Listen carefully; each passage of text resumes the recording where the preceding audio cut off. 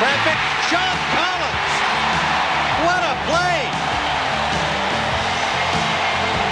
He just goes up high, takes the ball right off the defensive back's back.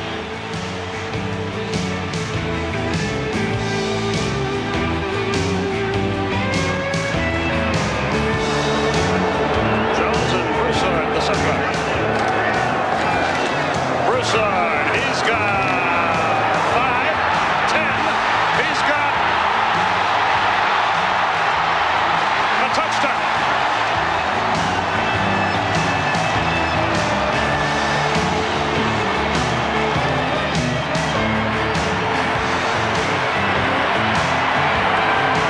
Intercepted by Mack. Cedric Mack's got it at the 30. He's reversing direction to the 25. He's still on his feet. He laterals the ball to the near side. No, Taylor, and he's knocked out of bounds. Touchdown.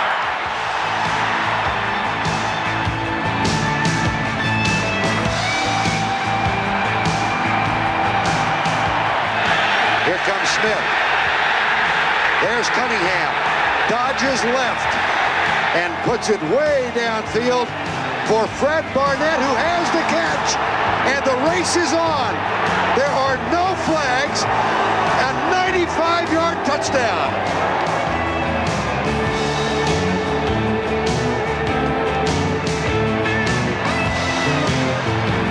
Buffalo ahead of Miami in the East, and now the Raiders, can they stay with Kansas City, and can Denver stay with Bo Jackson? The answer is no. Bo has another.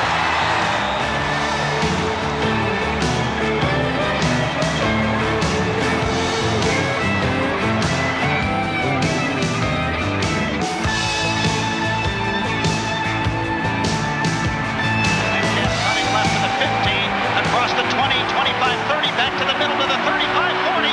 Metcalf might be gone. Metcalf to the 40 of the Oilers. Eric Metcalf is gone for a touchdown. And that is a Metcalf special.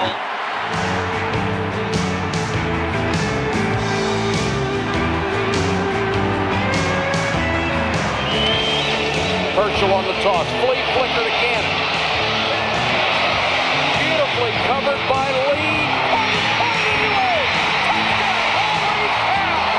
Mark Lee's going to make a play on it right here, but Carter, the ball never hits the ground. It hits his hand. What a sensational catch. That's a touchdown, folks.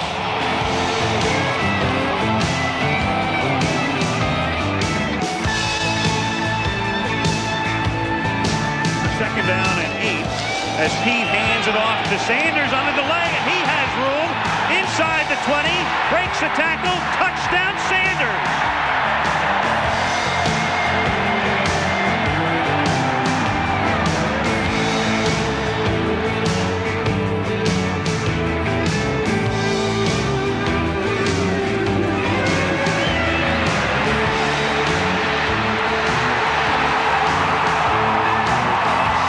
Look at Testaverde go. He might score. He does score. So that's the top 10. Now pick your best 5 and put them in order of merit on the left-hand side of a postcard, together with your name, address, and a daytime telephone number on the right. Then send it to Super Bowl 25 Competition, Cheerleader Productions, P.O. Box 1BW, London, W1A, 1BW. The closing date is next Wednesday, and we will announce the winner next Sunday. Well, I hope you've had fun with your picks, and I look forward to meeting one of you in Tampa. John, are you going to be there? Only if somebody will pay my way. Are they going to? Not that I know of. Right, well, right now we've got a commercial. When we come back, we have the Bears versus the Giants. So quickly, go make a cuppa.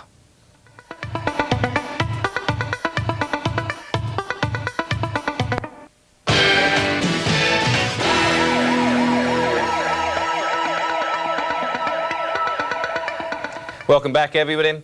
The halftime score, 17-3, the Giants. John, what do the Bears have to do to get back in this game? If they'd scored, obviously, it would have just been a 7-point game. I think what they'd like to get going, I'm sure they're telling their guys at halftime right now, is that we want to try and run the football. They're having trouble throwing the ball, and they're going to try and run it, but good luck.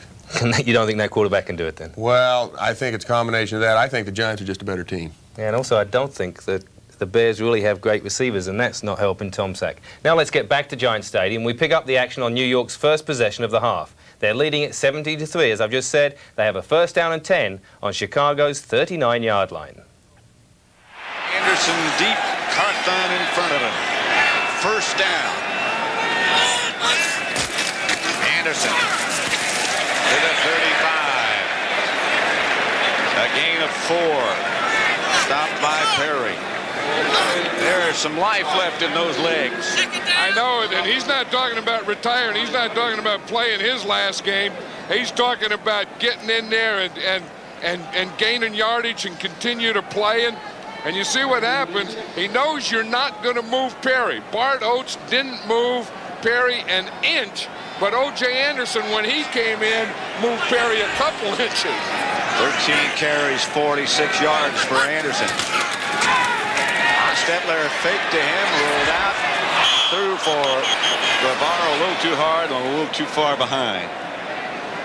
You know, Jeff Hostetler was saying yesterday that when he first became the starter, he felt that the Giants put in too many rollouts. You know, too many bootlegs, too many play passes, too many of those running type things, and didn't let him just be a quarterback. Then he said during that 2-week period, they eliminated a lot and just have the ones that he likes and the ones that he does well. He also said something I thought was interesting. Unlike what some people think, he doesn't get back where he is now or under the center with the idea of running. He's back there to throw it.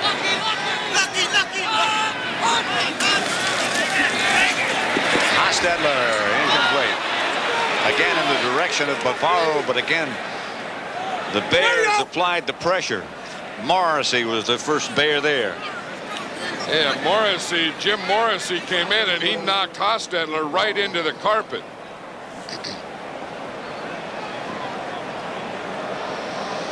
Watch that shot right there. Whoa.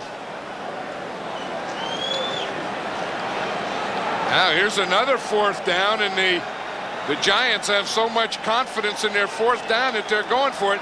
This would be a 52-yard field goal if they were to kick it with the wind. It must not be in Matt Barr's range, so they're going to go for it on 4th. So it's 4th and 6 for a first down. Kyle's in the game. Here's Hostetler looking for some place to get out of there. He does. Now he's chased by Perry. And that's no race. Hostetler for the first down. 8 yards he picked up and enough for a Giant first.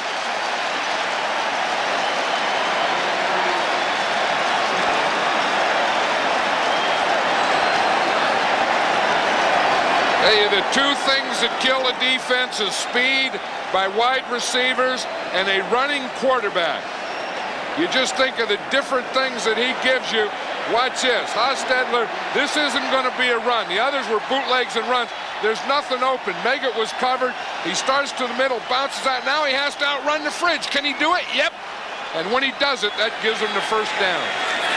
1st and 10, Giants at the 26-yard line of the Bears. Hostetler back to throw. Complete. And that's Baker out of bounds. Covered by Vesti Jackson.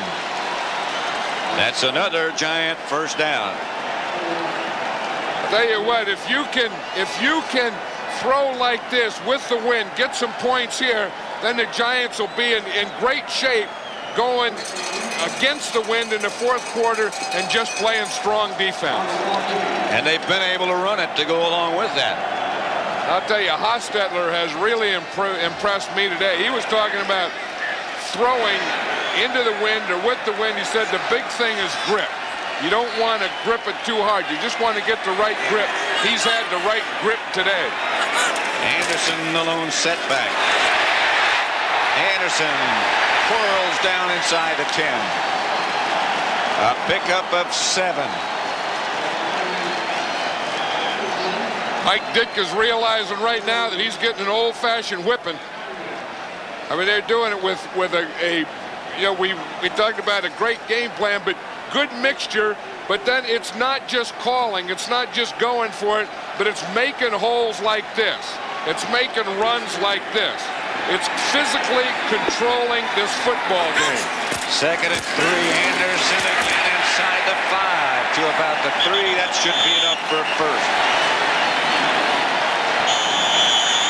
I'll tell you, had Hostetler looked out here to the left, though, Pat, he would have had a free touchdown. Stephen Baker was standing out here on the left, and there was no one on him. Watch here. Here's Baker. There's no defender here. This one's trying to get over here. But had Hostetler looked and saw this, it would have been the easiest touchdown he ever had in his life.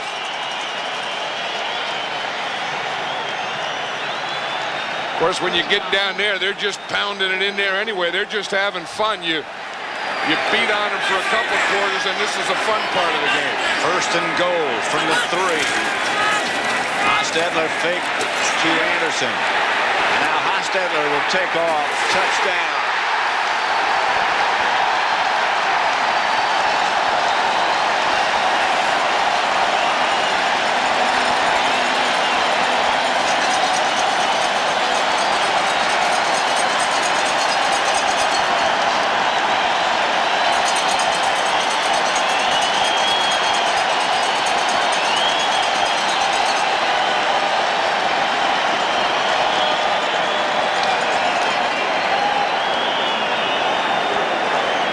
Hostetler will hold for Matt Barr's effort at the extra point.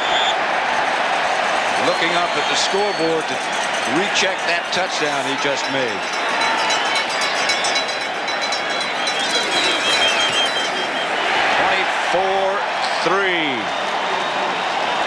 Barr's extra point is good. The Giants lead 24-3 with 8:41 or 10:41 left to play in the third quarter.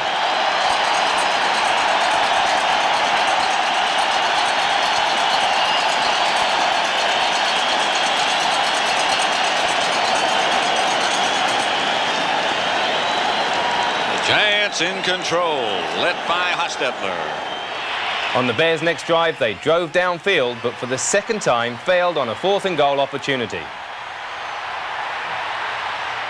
And as Mike Ditka looked on, he realized the Bears' season was over. Maurice Cawthorn jumped in from 1 yard out in the last minute to ice the victory for the Giants. Final score, the Giants 31, Bears 3. So the Giants will visit Candlestick Park next week, and the off-season has begun for the dejected Chicago Bears. John, can the Giants beat the 49ers? Yes, I think they can. I think that Jeff Hostetler proved something today. They might be able to win with him. All right, well, now let's go back to Gary and Giant Stadium to hear what they thought of the win. They're all gratifying. They're all gratifying. But I'm pleased, and I'm looking forward to trying to play for the championship. Great performance on offense today, but also 2 very important goal line stands by the defense. Well, this was pretty much our best effort all season, and the way we played offensively and defensively is the way we're capable of playing. We come out and play like that next week, and we'll be on our way to Tampa. So we had some great individual plays and some great all-around team and good hustle tackling and all that. It worked out fantastic. Mick, before yesterday's game with Washington, some 49ers were indicating that they were more worried about the Redskins than either of the teams in this game. It'll be interesting to see what they think about the Giants now. I was talking to some New York writers during the game, writers who've covered the Giants all season, and they believe that with Jeff Hostetler's rollout ability and his ability to carry the ball, the team has a more varied and dangerous offense going into the NFC Championship game than they had even with Phil Simms at quarterback when they met the 49ers in Week 13. Whether it'll be enough to stop San Francisco reaching their 3rd straight Super Bowl, we'll know next week. But there's perhaps a more open attacking championship game in prospect than there was this morning. I think Gary's right. I think after watching that game, the 49ers are perhaps going to be a little bit more worried than they were before about playing them. As I watched the games this weekend, though, it seems to me like the AFC is coming back. In the recent years, the NFC have dominated, especially because of the 49ers winning the Super Bowls. But it seems like the AFC now has the opportunity. Do you agree with that? I think so. I think that there's a couple of good football teams in the AFC right now. I think the Raiders and the Bills are 2 teams that have the potential to win the Super Bowl, more so than they have had in past years. Do you think they match up well with the 49ers? Well, I'm not sure anybody matches up well with the 49ers. I think what you have to count on or hope for is the 49ers kind of have an off day. If they play the way they're capable of playing, I don't know if anybody can stand up against them. But those 2 teams in the AFC have got as good a chance, have a better chance than everybody. Just quickly, the 49ers don't have a running game. Can other teams take advantage of that as we go into the conference championship games? I don't think so, because the 49ers really, the way they play football is they don't really go up on top that much. They pound it out or they throw underneath, and that's where they advance, keep the sticks moving. All right, John. Well, thanks for being on this early program, and I'll see you later on, as will our audience. As we talk, the Raiders and Bengals are playing. The winner will meet the Bills next week to decide who will represent the AFC in Super Bowl 25. Well, last time they played, LA beat Cincinnati 24-7, but you can never count the schizophrenic Bengals out. At 12:10 tonight, John and I will be back with highlights of that game, and I hope you can join us. If not, I look forward to seeing you next week for Red 42 on Friday and Saturday. And then on Sunday at 8:45, we'll have live coverage of the entire NFC Championship game from Candlestick Park between the San Francisco 49ers and the New York Giants. And we'll also have highlights of the AFC Championship game from Rich Stadium in Buffalo. So until later tonight, or next time, from Gary, John Riggins, and myself, good night.